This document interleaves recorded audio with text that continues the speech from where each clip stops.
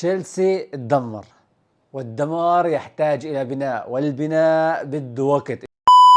يا أخي ليش نضحك على بعض؟ تشيلسي سيء وسيء جدا، والمدرب أسوأ. حلقة جديدة. خير الكلام ما قل ودل، بكل واقعية وبكل صراحة وبكل منطقية. إحنا شعب بنزعل من الصراحة. السلام عليكم ورحمة الله تعالى وبركاته، أهلا وسهلا فيكم بفيديو جديد. موضوع اليوم موضوعنا عن تشيلسي الإنجليزي.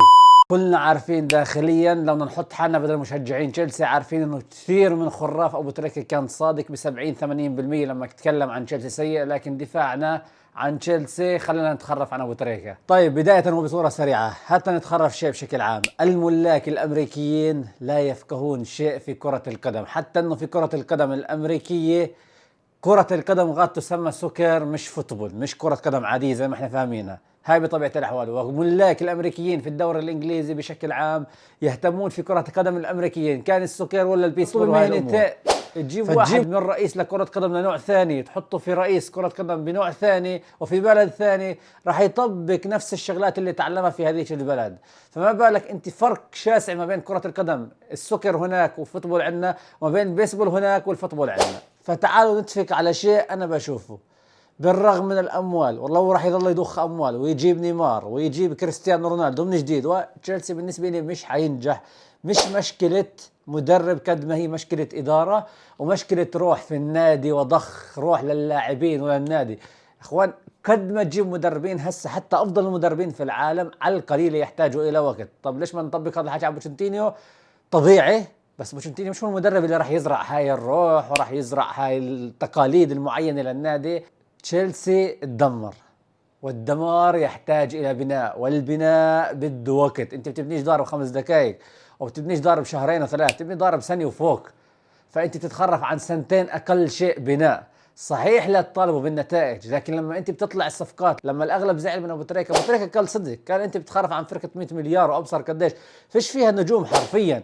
تعال قارن قبل تشيلسي، في نجوم، بتحس في قوه، بتحس في نجوم فالى اخره. فكلام ابو تريكة كان صادق 100%، بس في بعض الجماهير بسبب وضع تشيلسي السيء في شيء صار داخلها، هوب ليش يتخرف ابو تريكة وصار يتخرف عن ابو تريكة. انا مع انه ممكن الطريقه بكت غلط، لكن هي حقيقه، احنا بنهرب من الحقيقه. انا عن حالي صراحه لا اتوقع تحسن تشيلسي مع بوتشينتينيو، اتوقع محتاج مدرب صرامه اكثر مع الاداره، ومدرب صرامه مع اللاعبين. واتوقع صراحه الاداره كلها بدها تغيير. الاداره السابقه الطريقه اللي طلعت فيها هي مش طريقه حلوه، والاداره السابقه لما جابت تخل وعجب في الاداره الجديده طلع تخل بالطريقه ايضا مش حلوه، فهذا كله لخبط الامور. لانه ببساطه مدرب ناجح وجايب معك القاب والى اخره، تيجي تطلعه مش منطقي، فراح يصير ايرور عند اللاعبين.